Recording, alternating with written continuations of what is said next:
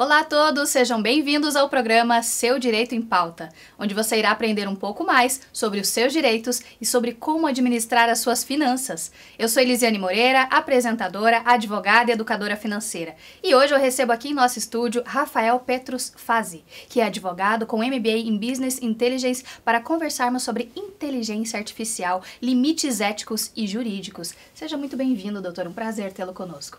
Obrigado, sempre um prazer estar aqui. Muito bem, então vamos lá, vamos começar já desmistificando esse assunto que para muita gente ainda é uma coisa nova e é uma coisa nova de fato. O que é a inteligência artificial e como que ela é usada, aplicada hoje no meio jurídico, doutor? Inteligência artificial nós vamos ter em vários níveis, né? Então, automação já é uma coisa que existe há muito tempo, inclusive. A questão é como cada vez mais a máquina consegue fazer o aprendizado, né? Você tem várias formas de aprendizado do maquinário, enfim, para que ela possa ter uma automatização mais complexa, né? Então, se antes você tinha um maquinário que você poderia jogar uma informação e ela faria aquela informação, hoje não. Hoje ela tem uma capacidade de aprendizado para saber como reagir.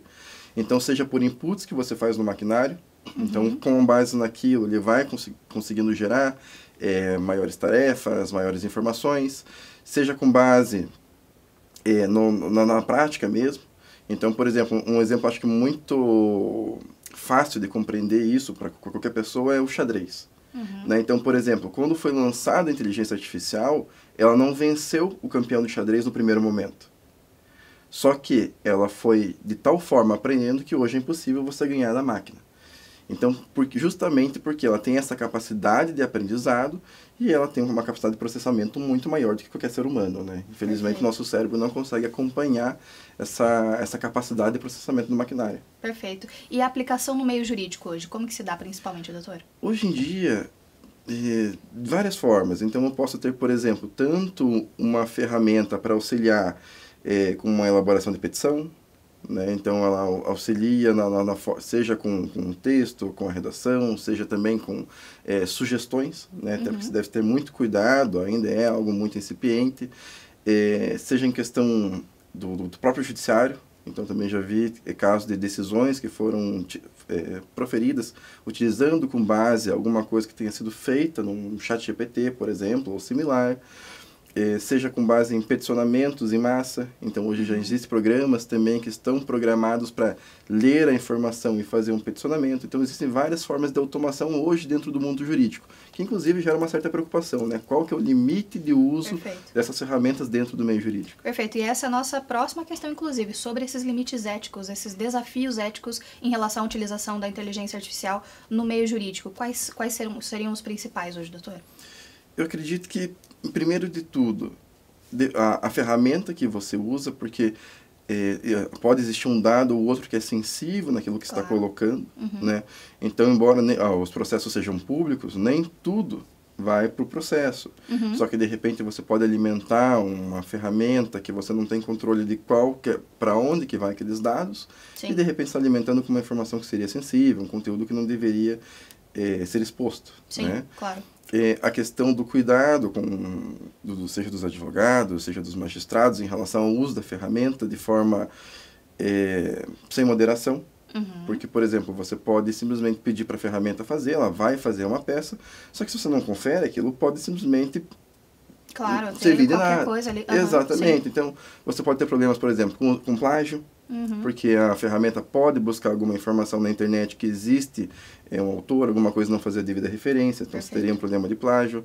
Você pode, a informação de que, por exemplo, vou pegar aqui o ChatGPT, ele funciona com uma forma de tokenização.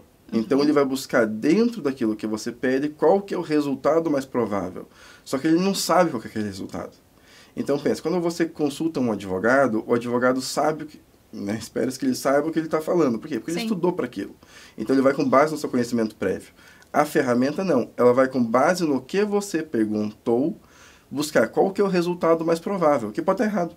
Sim, perfeito. Então, e isso não... por vários motivos. Então, qual que foi a pergunta que você fez para o sistema? as palavras que você usou, se está em caixa alta, letra maiúscula, ponto, vírgula, tudo isso que você coloca pode gerar resultados diferentes. Vai influenciar no resultado. Exatamente. E pode acabar acontecendo de gerar uma situação completamente que não faz o menor sentido dentro do aspecto jurídico e gerar uma petição inicial, uma contestação ilógica, uma sentença, um acórdão ilógico, e se não tem a devida revisão, isso vai acabar afetando os direitos daqueles que estão envolvidos no processo. Totalmente. Né? Isso dentro do aspecto jurídico. Agora, fora, para a sociedade, quais são os desafios éticos em relação à IA hoje, doutor? Inúmeros, porque como o IA é uma questão muito ampla, imagina, você tem desde IAs voltadas para ser o seu assistente pessoal, até IAs para reprodução de imagem, reprodução de voz. Verdade. Então, é muito difícil, e nós temos em contrapartida uma legislação que não acompanha o avanço tecnológico. Né? Infelizmente, sim. O Brasil ele sempre acaba um pouco atrasado em relação aos demais no que tange a legislação para a tecnologia. Sim. É só você ver a LGPD, por exemplo, a Lei Geral de Proteção de Dados. Já veio depois. Exato, a Europa já tinha isso há tanto tempo, tanto que a nossa legislação se espelhou na legislação europeia. Sim. E a mesma coisa acontece agora. Enquanto nós temos outros países já regulamentando a IA, o Brasil ainda está caminhando. Né? Temos um projeto de lei, vários projetos de lei, na verdade, envolvendo inteligência artificial, mas que ainda está em discussão. E já é uma coisa totalmente utilizada. Né? Sim, então, existem princípios básicos dentro do direito brasileiro? Existe. Agora, você ficar dentro de um princípio básico é muito perigoso. Porque, não, são noções gerais, tudo bem, mas até que ponto que vai? Então, um tema que é muito em discussão, por exemplo, é liberdade de expressão. Até que ponto que vai a liberdade de expressão? Até que ponto que vai um direito de imagem? Verdade. Então, assim, são direitos que já são regulamentados. Sim. Mas com o uso da inteligência artificial, isso acaba se tornando uma área muito mais cinzenta. Tem que ser revisto, talvez, com outras... Exato. E daí vai ficar para um juiz decidir, não, mas é violação, não é violação, não tendo algo específico, Sim. Fica muito difícil tomar decisão e acaba gerando muita insegurança jurídica. Claro, perfeito. Como que a legislação atual aborda o uso de inteligência artificial em setores mais sensíveis, como saúde, finanças, segurança... Esse é o problema. Infelizmente, não tem a legislação específica para inteligência... Por conta desse acompanhamento que virá ainda, né? Exatamente. Então, por exemplo, se pegarmos a legislação, os projetos que estão em discussão no Congresso, você também traz algumas questões gerais de princípios, mas muito mais voltado para um uso consciente, um uso ético, um uso respeitando direitos de personalidade. Então, inclusive, regulamentando a forma de utilização entre público e privado, tem né, isso se estende muito. Até porque aquilo, a máquina, até que eu acho que é um bom parâmetro, até porque o telespectador entenda. Eu gosto muito dessa analogia, a calculadora. Quando você pede para uma calculadora fazer 2 mais 2, ela vai falar para você que é 4. Só que ela não sabe o porquê que aquilo é 4. Ela só sabe que o resultado da pergunta 2 mais 2 é 4. Perfeito. A inteligência artificial é mais ou menos a mesma coisa. Então, você pode ter uma inteligência artificial, por exemplo, que gere uma discriminação, só que não é a inteligência que está discriminando alguém, porque ela não tem esse conceito humano de discriminação. Isso, então, ela não poderia fazer isso. Mas ela foi alimentada de tal forma que ela acaba gerando aquilo. Que levou ela a isso. Perfeito, perfeito. Quais são as principais lacunas legais que você identifica aí no que diz respeito à inteligência artificial? Acho que são várias, na verdade, né? Porque a gente está nesse processo de evolução e o cenário jurídico não é tão dinâmico quanto a evolução dessa tecnologia. Mas quais são as principais lacunas? Hoje em dia, eu diria que a questão trabalhista, né, que inclusive é minha área em especial, Perfeito. Porque você acaba deixando muito ao encargo do empregador como que vai ficar a questão do uso da inteligência artificial, para os dois lados, na verdade, né? Então, seja para o empregador disciplinar o uso da inteligência artificial no bem do trabalho, então o empregado pode usar isso como uma ferramenta, por exemplo, para automatizar tarefas, para tornar o trabalho, inclusive, mais produtivo, vai depender muito do que o empregador determinar. Sim, sim. Porque na ausência de uma previsão legal vai valer a questão interna do empregador. Sim. O regulamento interno. E também, em contrapartida, como é que vai ficar a questão dos trabalhadores a partir do momento que você tem um empregador utilizando isso em substituição ao trabalho humano. Então, você teve muito disso, por exemplo, e foi um caso muito emblemático, a primeira greve dos roteiristas que se teve. Verdade. Então, assim, começaram a utilizar a inteligência artificial para produzir roteiros. E você teve, pela primeira vez na história, uma greve de roteiristas. Por quê? Porque você estava utilizando a inteligência artificial em substituição ao trabalho humano. Acho que de dubladores também tivemos... Tem muito essa questão, inclusive, essa é uma questão muito polêmica, por quê? Porque hoje você pode, inclusive, usar o próprio ator, a voz dele, para traduzir para qualquer idioma que você quiser. Então, a dublagem fica completamente prejudicada. Sim. E daí vai até onde a extensão desses direitos. Porque daí você, né, como a gente está falando de uma questão global. Então, você vai, o ator americano que vai conceder o direito de uso de voz e imagem para um nível internacional, sendo que cada país é regulamentado com suas próprias leis. Sim. E daí também a precarização do trabalho, porque daí você pode acabar com o trabalho do dublador, porque vai usar a mesma voz, e se ele não permitir, como é que fica? Então, realmente, a polêmica hoje com relação a, principalmente, direito de uso de voz e imagem da inteligência artificial. Perfeito, perfeito. Doutor, existem exemplos de casos em que a inteligência artificial foi usada de maneira antiética ou ilegal que o doutor poderia compartilhar com a gente? E quais foram as consequências jurídicas? Sem dúvida.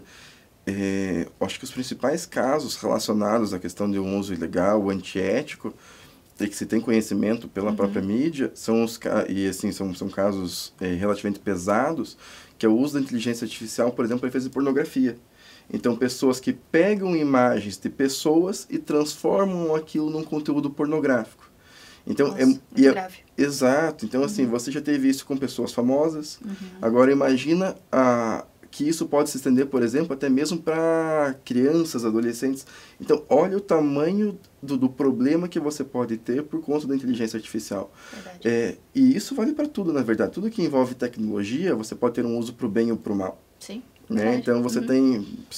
Tanto é que você vai ter um antivírus no seu computador. Por quê? Porque existe alguém mal intencionado. Pensando em usar Exato. E a mesma coisa vale para a inteligência artificial. A questão é que aqui a gente não está lidando, por exemplo, só com um vírus que é a tua conta bancária, que a gente está falando uma questão financeira. É você. Exatamente. Teu então, íntimo, muitas vezes. Sim. Exato. É o teu direito de personalidade. Perfeito. Então, imagine você poder ser chantageado por alguém porque pegou sua imagem, transformou aquilo num outro conteúdo e depois para você explicar que aquilo não é verdadeiro. Que não é você, que foi inteligência. Exatamente. Então, infelizmente, eu acho que esses são os casos mais polêmicos, porque acabam envolvendo a parte mais íntima da pessoa. Claro, certamente. Bom, a nossa conversa está muito boa, inclusive a repórter Isabelle Almeida tem informações e dados muito interessantes sobre esse assunto. E já é no próximo bloco. O programa Seu Direito em Pauta volta já.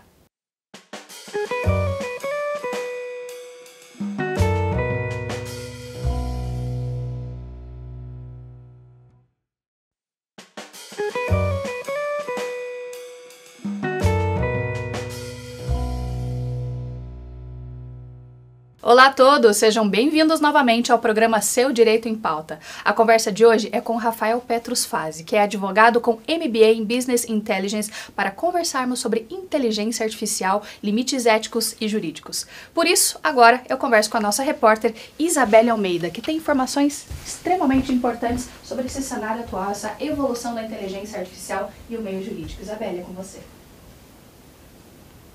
Olá, Elisiane, e a todos que nos acompanham aqui no programa Seu Direito em Pauta.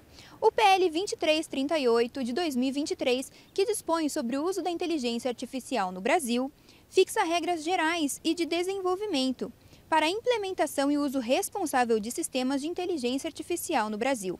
O projeto de lei surgiu como uma parte de uma estratégia digital mais abrangente, já que diversos países têm tomado iniciativas para regularizar o uso da IA no mundo. A Comissão Europeia propôs em 2021 o primeiro quadro regulatório para a IA, que consiste em garantir que os sistemas de inteligência artificial utilizados dentro da União Europeia sejam seguros, transparentes, rastreáveis, não discriminatórios e respeitadores do ambiente. Já no Brasil, o PL sugere que o desenvolvimento de associações e códigos de boas práticas de mercado, bem como a criação de uma autoridade competente para zelar pela implementação e a fiscalização da inteligência artificial no Brasil. Eu volto com vocês no estúdio. Bom, o tema está sendo bastante debatido, bastante discutido e precisa ser, porque afinal de contas é uma evolução importante. Bom, doutor, acho que é importante a gente trazer aqui essas delimitações, né, acerca dessa PL nova sobre a IA. O doutor poderia falar para a gente sobre o que ela versa realmente? Claro. A lógica da PL é estritamente a regulamentação da inteligência artificial. Então, como que isso vai se dar em relação a direito à administração pública, né, e as empresas, enfim, o privado. Então, princípios gerais, como que vai se dar na caso de utilização, porque e faz sentido, inclusive, né, você pensar na questão da inteligência artificial na administração pública, o quanto que isso vai tornar mais eficiente o serviço público, que é uma das finalidades, inclusive, né, o princípio de eficiência. Então, o que ela visa é trazer uma regulamentação para que tenhamos nortes gerais, né? Como eu falei anteriormente, temos alguns princípios hoje, mas são princípios muito básicos, muito genéricos. A ideia é trazer de forma mais completa como que vai se dar a questão da inteligência artificial, do uso dela, seja pela administração pública, seja pelo ente privado, e as devidas responsabilidades. Sim. Então, e isso é muito importante. Então, como eu falei anteriormente também, a questão da exposição, a questão da violação, né, seja da intimidade, seja de um dado pessoal. Então, como que vai se dar a responsabilidade? Até onde vai a responsabilidade, por exemplo, da plataforma? Até onde vai a responsabilidade da pessoa que fez aquilo? Que fez mau uso. Exatamente. Então, a lógica é isso. E até essa pergunta é muito importante, por quê? Porque muito se tem discutido, mas isso é para regulamentar mídias sociais. Isso é para regulamentar fake news. Não, não é. A discussão ali é justamente como que vai se dar a inteligência artificial, os limites e responsabilidades dentro do direito brasileiro. É isso. Perfeito, perfeito. Sendo mais específico, aí, como o conceito de responsabilidade civil se aplica em caso de danos causados por decisões tomadas por sistemas de IA? Então, a grande questão é, e aí a importância da legislação, como é que eu vou descobrir quem que foi o responsável? Isso, perfeito. Né? Então, responsabilizar. Exatamente, porque, veja, você vai ter vários agentes dentro de uma situação dessa. Então, voltando aqui, por exemplo, o caso justamente pela gravidade da pornografia. Mais extremo. Então, você vai ter, por exemplo, a pessoa que fez aquela alteração original, as pessoas que divulgaram aquilo. Então, você tem toda uma cadeia de crimes. Na prática, acaba isso, né? Então, como é que você vai trazer responsabilidade? Hoje, se eu não tenho uma legislação determinando, não, você tem que ter quem foi a pessoa que fez isso, ter o código-fonte, ter IP, ter rastreio, ter tudo isso. Você acaba tornando vulnerável, né, o direito brasileiro, enfim, principalmente o direito daquela pessoa que é atingida. Claro. Você pode eventualmente acabar pegando as pessoas que fizeram aquela divulgação. Mas no mundo em que você tem VPNs para simular IPs, que você pode fingir que você está do outro lado do mundo, então acaba ficando muito mais difícil. Dificultando mesmo. Exato. Então, se você acaba criando, para você fazer isso, o uso dessa ferramenta, você tem que estar logado. Para você estar logado, você tem que entrar com um e-mail que já foi verificado. Quanto mais você acaba criando uma cadeia de possível identificação, mais seguro acaba se tornando. É óbvio que vai ser impossível você evitar que esse tipo de situação aconteça, mas você acaba, pelo menos, dificultando. Né? Claro. E dentro da questão da responsabilidade civil é o que o projeto de lei pelo menos visa regulamentar. Então ele coloca dentro dos seus artigos se a ferramenta de inteligência artificial, como eu falei, né, são várias, se a ferramenta de inteligência artificial tem ou não tem participação. E daí como é que você define o que é ter ou não ter participação? Qual que é a responsabilidade dela dentro daquele uso? Então, é um uso genérico, não é... ela ganha alguma coisa por conta disso, não ganha, ou seja, né, isso gera algum valor patrimonial para ela. Isso, e que monetizando. Exato, então assim, para que ela possa ter uma fiscalização, ou é uma ferramenta de uso gratuito, liberado e restrito, e que não tem fins lucrativos. Exatamente. Propriamente. Então o projeto de lei já visa justamente isso, né? Tentar trazer os pingos nos is da responsabilização, seja da plataforma, seja da pessoa que usou, com base dentro desse conteúdo. Perfeito. E apesar dessa dificuldade da legislação em relação ao projeto de lei 2338, existem já alguns exemplos de jurisprudência que destacam esses limites jurídicos aí do uso da IA no Brasil? Não me recordo, pelo menos de cabeça, de algum caso que tenha sido emblemático. Então, tem as questões envolvendo a IA, mas não necessariamente nesse nível de especificidade, né? Então, por exemplo, alguma empresa que tenha feito demissão em massa para substituir por IA, isso está sendo questionado. Não que não possa existir, mas nada que tenha se tornado emblemático a esse ponto.